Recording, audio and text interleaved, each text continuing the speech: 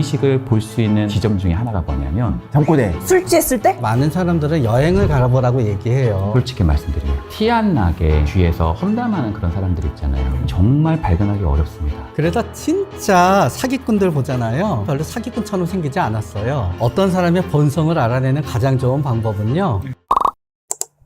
반갑습니다. 이덕실입니다. 오늘도 구독자 여러분들께 정말 필요한 지식들 전달해드리기 위해서 이 자리에 모였습니다. 네, 안녕하세요. 반갑습니다. 이혼 전문 변호사 양나래입니다. 안녕하세요. 정신건강의학과 전문의 최명기입니다. 안녕하세요. 상담학자 이현주입니다. 오늘 다뤄볼 주제는 바로 사람의 진짜 성격이 드러나는 바로 그 순간 이겁니다. 10개의 문 속은 알아도 한 개의 사람 속은 모른다 이런 말이 있지 않습니까? 먼저 질문을 드리고 싶습니다. 보통은 벼랑 끝에 몰렸을 때 진짜 모습이 나온다라고 하기도 하잖아요. 실제로 진짜 성격이 드러나는 건 정말 힘들 때 벼랑 끝일 때일까요? 아니면 너무 편해가지고 이제 내 사람이다 싶어가지고 내가 더 이상 포장하지 않을 때 드러나는 걸까요? 저는 특정 상황이라기보다는 내가 잘 보여야 될 대상이 아닌 사람을 대할 때 그 성격이 진짜 나오는 것 같거든요. 가령 이제 만약에 제가 소개팅을 나갔어요. 그러면 그 상대방은 나한테 잘 보이기 위해서 나한테는 되게 상냥하게 잘해주겠죠? 그런데 종업원이 와가지고 서비스를 한다든지 내가 지금 당장 잘 보여야 할 대상이 아닌 사람을 대할 때 그 사람의 인성이 나온다고 저는 생각을 하거든요. 그래서 제가 생각할 때에는 내가 구체적으로 원하는 걸 얻을 수 있는 대상이 아닌 사람을 만날 때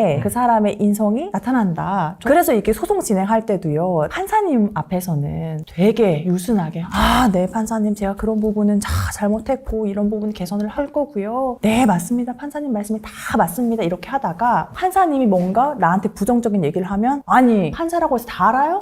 하면서 갑자기 태도가 돌변하는 경우가 있거든요. 태세 전환이 빠르네요. 네. 그래서 이게 뭔가 내가 얻을 게 있는 사람한테는 다 나를 감추고 있다가 저 사람이 나한테 원하는 걸 주지 않을 것 같다? 이렇게 하면 바뀌는 경우가 심지어 법정 안에서도 있는데 실생활에서는 더 그렇겠구나. 그걸 저는 이제 많이 느끼거든요. 사실 인간의 진면목이 드러나는 순간이라고 하죠. 자기의 위치보다 너무 떨어졌거나 혹은 너무 올라갔거나. 그러니까 예를 들어서 굉장히 싹싹하고 괜찮았던 사람이 어느 직책을 다룬 순간 진면목이 나오는 경우들도 많고요. 자리가 사람을 또 만든다고도 하잖아요. 어떤 면에서는 없는 것은 아니고 감춰진 것이 드러났다라고도 보기도 하죠. 또 이런 경우들도 있어요. 원래 진면목을 얘기할 때 무의식이라고 하는 요소를 이야기하기도 하잖아요. 근데 무의식을 볼 수 있는 하나의 지점 중에 하나가 뭐냐면 잠꼬대. 잠꼬대도 있죠. 술 취했을 때? 술 취했을 때 있어요. 그리고 불안한 상황에 직면했을 때도 나오기도 하고요. 더 하나는 뭐냐면 바로 말실수입니다. 어느 순간 자기도 모르게 툭 튀어나와요. 유명한 격언과 같은 이야기가 있는데 이런 게 있어요. 아내하고 남편이 왔는데 너무 사이가 안 좋은 거예요. 그런데 남편이 이렇게 말했다는 거예요. 우리 둘 중에 한 명이 죽으면 저는 파리로 가려고요. 이 말이 사실요 모순이 있어요.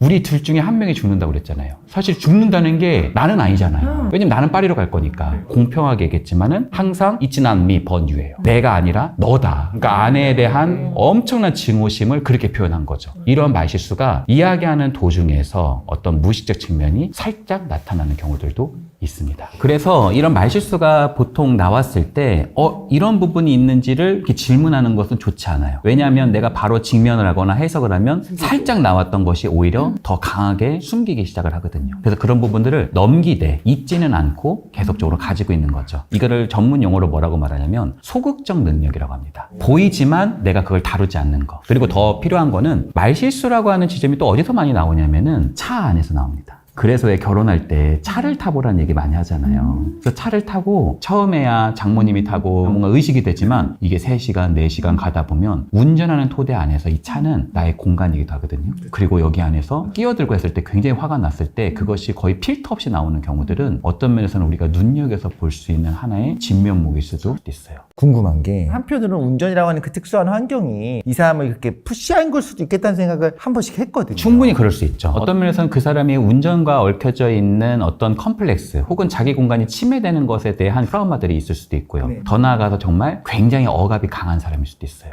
우리가 풍선을 하나를 누르면 다른 쪽이 부풀어 오르잖아요. 그런 것처럼 너무 강한 억압 속에서 자동차라고 하는 그 토대는 그것에 대한 살짝의 흠일 수 있고 거친 용어로 나오기도 합니다. 원장님, 어떤 거 있을까요? 우리 일상생활 안에서 진짜 성격이 삐찍삐찍 나오는 거. 저는 우리가 생각하는 본성이라고 하는 거는 그 사람이 평소에는 드러나지 않는 건데 그 사람의 밑에서는 쭉 유지되고 있었던 게 본성인 것 같아요. 진짜 착한 사람과 착해 보이는 사람이 있어요. 진짜 착한 사람은 뭔가 하면은요, 마음속에서 동정심이 많고 남을 원래 잘 도와주는 사람이에요. 내가 어떤 상황에 있어도 남을 도와주는 쪽으로 가요. 그 사람은 실제로 착하고 본성인 거예요. 그러나 세상에는 착해 보이지만 착하지 않은 사람이 있어요. 왜 그러냐? 그 사람은 마음속에는 복수심이 가득하거든요. 그게 어떤 의미에서 그 사람의 본성이에요. 그러나 그 복수심이 나오지 않게 가리는 게 있어요. 겁이 되게 많아요. 사람도 눈치를 많이 봐요. 그러면 그 사람이 예를 들어서 내가 겁을 낼 필요가 없는데도 공격적인 게 나오잖아요. 그러면 그때는 공격적인 게 그 사람의 본성인 게 맞는 거예요. 우리가 모든 의미상으로도.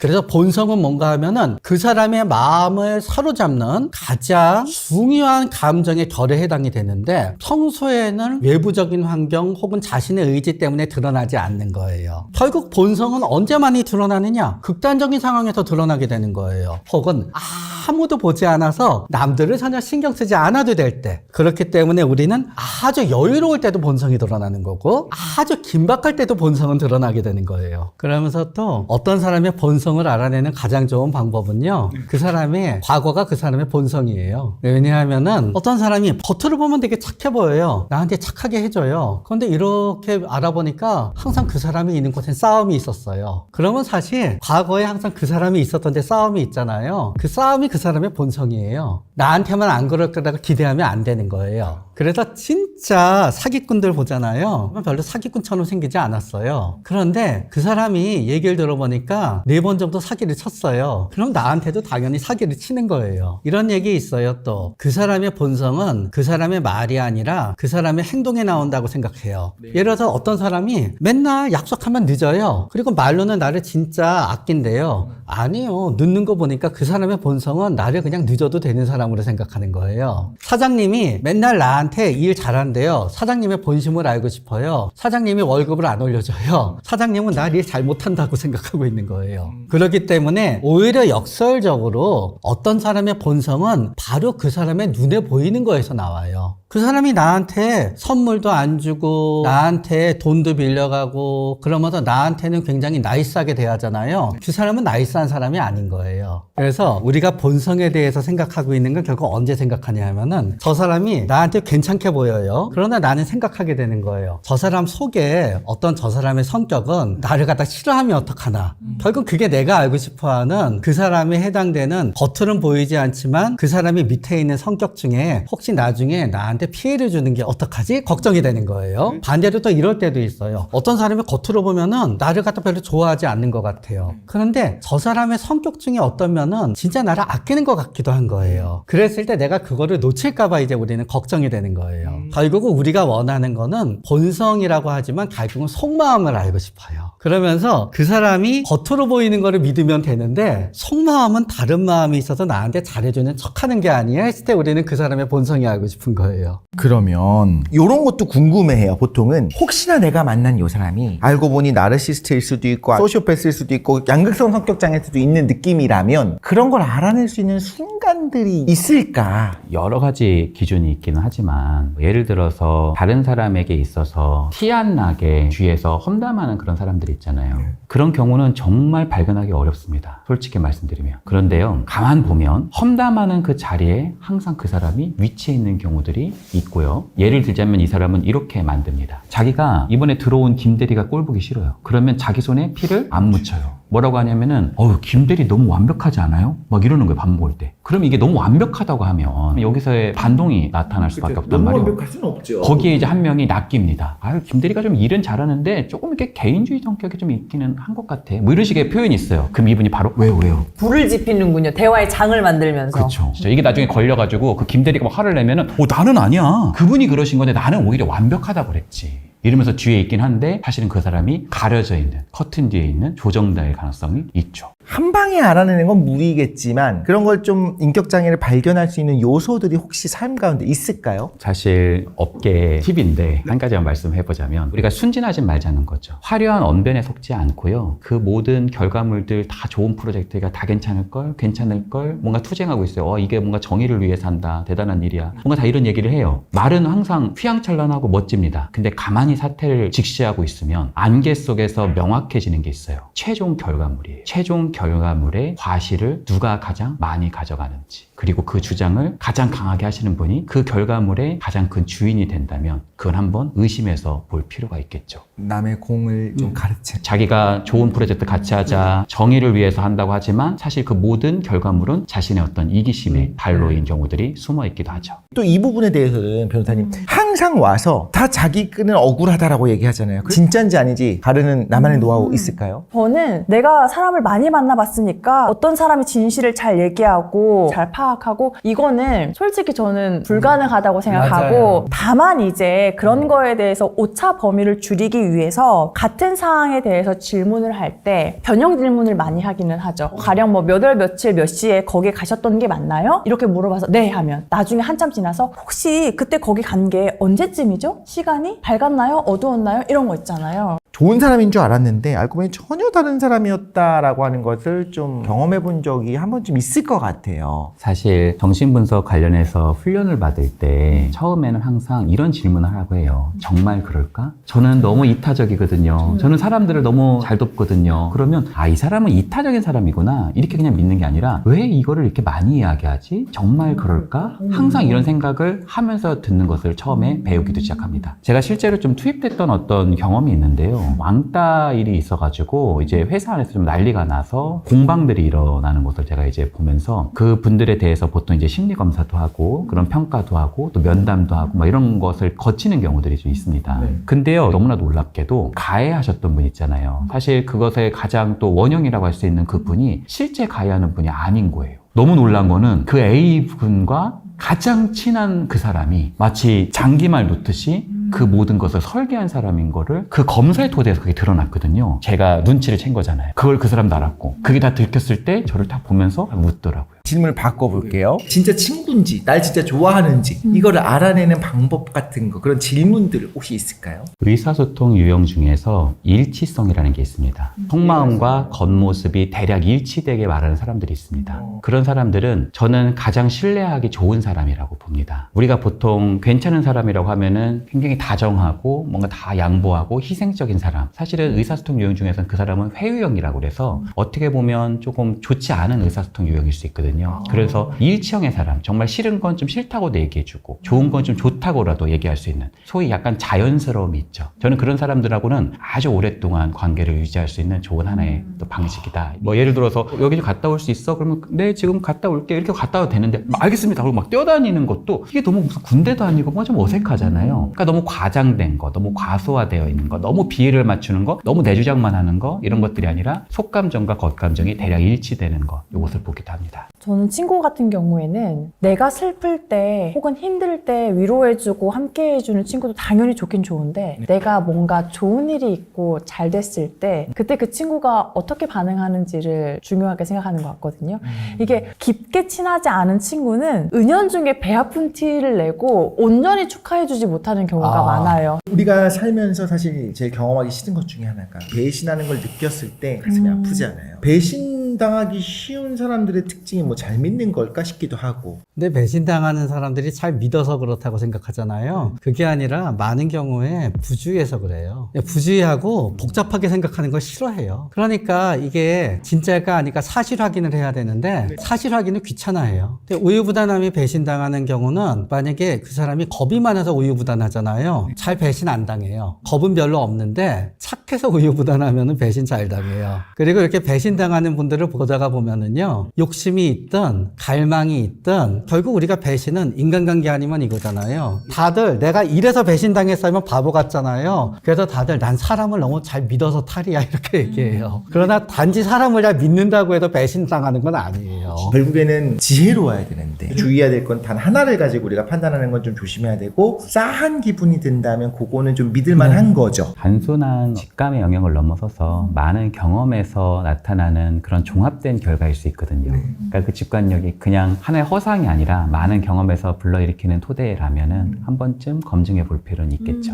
사실 이런 질문이 나오는 거는 어떤 사람의 본성을 알고 싶은 거잖아요. 원래 착한 사람이 있고 착하기 위해서 보여지려는 노력을 하는 게 있잖아요. 근데 그게 바로 사회적인 교육의 역할이잖아요. 네가 하고 싶은 대로 하고 살지 말고 너는 정말 욕심이 많은 사람이지만 베푸는 모습을 보이면서 살아야 된다가 교육인 거잖아요. 그래서 한편으로는 평생 살아가는 가운데서 그런 극단적인 상황에 놓이지 않을 거야 라고 한다면 사회에서 바람직하게 살아가고 윤리적으로 살아가는 우리의 현실 속에서 그런 것들이 굉장히 선하고 좋은 것들인데 우리 안에 있는 그런 본성이라든지 밑바닥에 있는 거를 우리가 구태여 들춰보는 것이 과연 정말 의미가 있는 일일까? 사실 요즘에 많은 분들이 관심을 갖고 있는 심리학의 학문 자체가 하나가 뭐냐면 칼 융의 분석 심리학이거든요. 가장 윗단에 있는 게 페르조나고요. 그 밑에 자아가 있습니다. 그리고 자아의 밑바닥에 그림자가 있어요. 사실은 무의식의 가장 첫걸음은 그림자라고 하는 그 바다를 건너야 돼요. 근데요, 지킬 박사와 하이드가 있을 때 지킬 박사가 그 사람의 본 모습일까요? 하이드가 그 사람의 본 모습일까요? 둘 다죠. 양쪽 다 있을 수 있잖아요. 그래서 사실 그림자 이론을 공부하다 보면 나의 열등한 부분, 나의 사악한 부분, 내가 진짜 숨기고 싶은 나의 어떤 트라우마 이런 부분들이 숨겨져 있어서 이걸 도대체 내가 왜 공부해야 되냐? 아니 선하게 행동하면 되지. 근데 융은 사실 그것이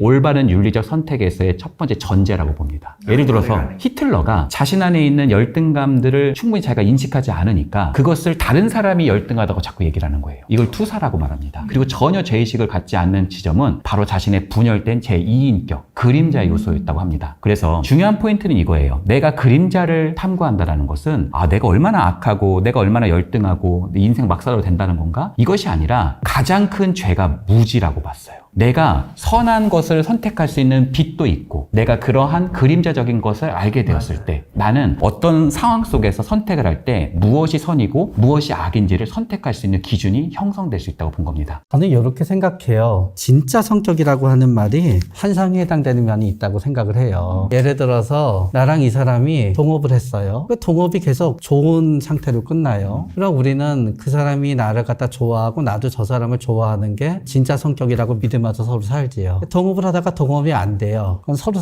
싸워요. 그럼 우린 나중에 생각해요. 제 진짜 성격은 이렇게 이기적인 거였어. 그럼 우리가 보통 생각하게 되는 진짜 성격은 뭔가 하면은 가장 나한테 마지막에 보여준 걸 보통 진짜 성격이라고 생각해요. 보통 우리가 본성이라고 하는 거는 그 위에 가린 게 아무도 없다는 뜻인 것 같아요. 그러니까 나의 의지가 하나도 작용하지 않는 게 본성이라고 가정하는 거예요. 굉장히 나가 편해져 있거나 완전히 방심하거나 우리가 술을 마셨을 때 그게 본성이라고 얘기하는 이유도 완전히 무장이 해제되어 있기 때문에 그때는 내 본성대로 움직이게 되는 거죠. 그러니까 완전히 얘가 탈억제되어 있을 때 너의 모습이 본성이라고 하는 것도 맞는 거예요. 그러나 우리가 극단적인 신체적 고통에 놓이거나 굉장한 위험에 놓였을 때는 그때 역시 우리는 뭔가 의식적이라 의도적으로 내가 할 수가 없는 거예요. 그런 의미에서 평소에 내가 굉장히 남한테 이타적인 모습을 보였다고 하더라도 위험에 처하게 되면 이기적이 되지요. 그거는 그 사람의 본성이 되는 거예요. 그렇기 때문에 본성의 모습은 대체적으로 나쁜 모습이 될 가능성이 좀 많은 거예요. 그러나 평소에는 겁이 많아 보이던 사람이 오히려 굉장히 위험한 상황에 놓이게 되면서 완전히 자신의 충동대로 움직이게 되면서 엄청나게 용감한 일을 갖다 하게 될 수도 있는 거지요. 사실은 미국의 유명한 컨설팅 펌들에서 처음에 사용하던 인터뷰 방법이에요. 사람들이 너에 대해서 오해하는 게 뭐니 물어봐요. 그러면 어떤 사람이 얘기해요. 남들이 저에 대해서 좀 냉정하다고 오해해요. 그러면 인터뷰 단장자는 생각한대요. 그래, 냉정한 게 네 본성이구나. 그래서 너는 그게 들키고 오해받을까봐 두려워하는구나. 결국은 우리의 마음은 4개의 창으로 이루어져 있어요. 나도 알고 있고 남도 아는 거. I know, you know예요. 나도 모르고 넘도 모르는 거. I don't know, you don't know예요. 그런데 뭐가 있냐 하면은 I know, you don't know가 있고 you know, I don't know가 있죠. 그래서 우리가 얘기하는 본성은 이 양쪽 사이에 존재해요. 나는 평소에 잘 감추고 있어서 남들은 모를 거라고 생각해요. 남들은 알아요. 그거 본성이에요. 또 반대도 있어요. 남들은 나에 대해서 이렇게 생각하고 있어요. 그러나 사실은 나만 아는 내 마음이 있어요. 그 또한 반전이라는 의미에선 본성이 되는 거예요. 결국은 본성이라는 말의 밑에는 뭐가 있냐 하면은 반전이 있어야 돼요. 그러면 혹시 내가 진짜로 사람들에게 신뢰를 주는 사람이 될 수 있는 그런 방법 같은 게 있을까요, 혹시? 그거는 사람이 사람을 신뢰하지 못하는 이유와 관계된 건데요. 내가 진심이 아니어서 사람들이 나를 신뢰하지 못하는 게 아니에요. 애들이 엄마한테 맨날 엄마 게임 여기까지만 할 때 애들 맨날 진심으로 약속해요. 그러나 결국 약속을 못 지키니까 엄마가 애들을 못 믿는 거예요. 결국은 신뢰를 얻기 위해서는 그 사람이 나를 믿어도 될 정도로 그 사람이 내한테 원하는 걸 할 정도의 내가 실력을 일단 갖춰야지 내가 신뢰를 얻어요. 두 번째는 그 사람이 생각하기에 내가 진심을 얘기했을 때 그 진심을 일정 기간 실천을 할 정도로 행동을 하느냐가 신뢰를 얻는 거예요. 결국은 신뢰를 얻는 방법은 약속을 가능하면 오랜 기간 동안 지키는 게 신뢰를 얻는 방법인 거지. 그거를 갖다 얻게 되는 어떤 언변이나 표상이 특별히 있지는 않아요. 그러나 가급적 신뢰를 얻기 위해서는 사람들이 신뢰할 만한 말투를 쓰고 신뢰할 만한 복장을 하고 신뢰할 만한 모습을 하게 되면은요, 처음에는 어느 정도까지 신뢰를 얻을 수 있어요. 그리고 나의 말투나 그런 게 상대방의 입장에서 처음부터 경계심을 일으킨다. 그러면 내가 신뢰를 얻는 방법은 아무 말 하지 않는 거예요, 당분간. 그러니까 사람들이 신뢰하는 사람이 표준 모습이 있거든요. 그거랑 비슷하게 행동하면 돼요. 번외 질문입니다만 진짜 인성이 좋은 사람들, 정말 평생 갈 수 있는 사람들을 알아볼 수 있는 방법이 궁금해요. 첫째는 인성이 좋은 사람인지 알 수 있는 방법을 많은 사람들은 여행을 가보라고 얘기해요. 그리고 그 여행이 대부분 차에서 이루어지면 돼요. 미국에 여행 갔어요. 한 36시간 동안 넷이서 갇혀서 운전만 해야 돼요. 그런데 하하호호하고 괜찮잖아요. 진짜 인성이 좋은 사람이에요. 그렇기 때문에 어떤 사람들은 여행을 가고 힘든 상황이 됐을 때도 그 사람이 계속 일관되게 되면 인성이 좋다 그래요. 그리고 농담으로 그런 얘기도 하죠. 고스톱 치다가 왕창 돈 땄을 때 얼굴 표정 보면은 인성이 어떤지 알 수 있대요. 그리고 운동 같은 경우에는 말씀하셨던 것처럼 골프는 진짜 성격이 잘 나오거든요. 골프는 가만히 있는 공이잖아요. 네. 그러니까 뭔가 쉽게 다룰 수 있을 것 같은데 이게 마음대로 안 됐을 때 정말 뭐 골프채를 뭐 부러뜨리기도 하고 캐디한테 짜증을 내기도 하고 화를 내기도 하고 그래서 그런 거 같이 해보는 것도 좋지 않을까. 그리고 또 갑자기 생각났는데요. 네. 나랑 일할 때랑 그 사람이 가족 대할 때 다른 것 같죠? 대체적으로 같아요. 네, 그래서 가족 얘기는 보통 거짓말 잘 안 해요. 그러면서 나하고는 굉장히 나이스한데 얘기할 때 보면 맨날 아내랑 자식이랑 타박하고 왜 저러는지 몰라 그러잖아요. 나중에 가족처럼 나하고 친해지잖아요. 똑같이 나 타박해요. 저는 이 세상 어떤 사람도 그 사람을 딱 보고 신뢰로운지 신뢰롭지 않은지를 정확하게 판별할 수 있는 그런 사람은 어디에도 없다고 생각하거든요. 그러니까 저는 관계에는 시간이 항상 필요하다고 생각해요. 봄 같은 순간이 있죠, 관계에는. 또 여름과 같이 열정 같은 순간이 있고요. 또 상실의 순간들이 있고요, 가을 같은. 그리고 혹독한 절망의 겨울의 시간들도 있고요. 이런 시간의 수레바퀴에 기대어서 어떤 면에서는 신뢰라고 하는 것은 있냐 없냐로 판별되는 것이라기보다는 시간의 너비 속에서 피어나는 열매 아닌가 그런 생각도 해봤습니다. 최악의 상황에서 좀 자신의 모습들이 드러나는 경우가 있다고 한다면 정말 그때 내면이 단단한 사람들은 그런 상황이 됐을 때 오히려 이런 모습을 보이더라, 이런 것들이 좀 있을까요? 일단 그런 것 같아요. 밝을 때, 잘 될 때, 모든 것이 잘 나갈 때, 또 어울리기 좋고 함께하기 좋은 사람들이 있는 것 같아요. 근데 정말 영혼의 어두운 밤이 임할 때, 너무나 힘들고 불안한 상황이 몰려왔을 때 정말 힘이 되는 사람이 있다고 생각합니다. 그 사람은 바로 회복 탄력성이 높은 사람이에요. 사실 회복 탄력성은 앞에 뭐 한 말가 빠졌잖아요. 이미 괜찮은데 뭐하러 회복해요. 절망스럽고 어려운데 거기서 오뚜기처럼 일어나는 사람이잖아요. 근데 그런 사람 내가 옆에만 있어도 놀라운 것은 그 사람은 자신만 채우는 것이 아니라 다른 사람에게도 그것을 줄 수 있는 굉장히 좋은 하나의 요소가 있다. 긍정의 아우라를 이렇게 감정은 전염되거든요. 불안도 전염될 수 있지만 그 사람이 가지고 있는 놀라운 도전감, 거기서 다시 올라갈 수 있는 탄력성도 얼마든지 전염될 수 있다는 거. 그래서 내가 힘들 때 이런 탄력성이 높은 사람을 만나는 것도 매우 도움이 될 수 있다. 이렇게 말씀드릴 수 있겠네요. 근데 내면이 단단한 사람들은요, 내면이 단단하기 때문에 남이 어떻게 되느냐에 사실은 별로 큰 영향을 받지 않아갖고요. 내면이 단단한 사람들은 위험해지잖아요. 그냥 가더라고요, 잘. 그렇게 우리가 생각하듯이 타인을 동정하거나 타인이 어떻게 될까 그렇게 크게 걱정하지 않습니다. 결국엔 자기가 우뚝 설 수 있다. 우리 이현주 교수님 말씀하신 그 회복 탄력성을 들으면서 그런 생각을 했습니다. 그런 사람이 옆에 있으면 참 복이구나, 잡아야 된다. 그리고 반대로 내가 회복 탄력성이 좋은 사람이 돼서 내가 사랑하는 사람들에게 그런 아우라를 나눠주는 사람이 되고 싶다. 오늘 사람의 본성이 드러나는 순간에 대해서 세 분을 모셔서 이야기를 나눠봤는데 다양한 이야기가 나왔고요. 앞으로도 이런 자리 마련해서 더욱 다양한 이야기, 그런 지식들을 나눠드릴 테니까요. 많은 관심 부탁드리고요. 또 듣고 싶은 이야기들, 좀 같이 하고 싶은 이야기 있으면 댓글도 많이 달아주십시오. 감사합니다.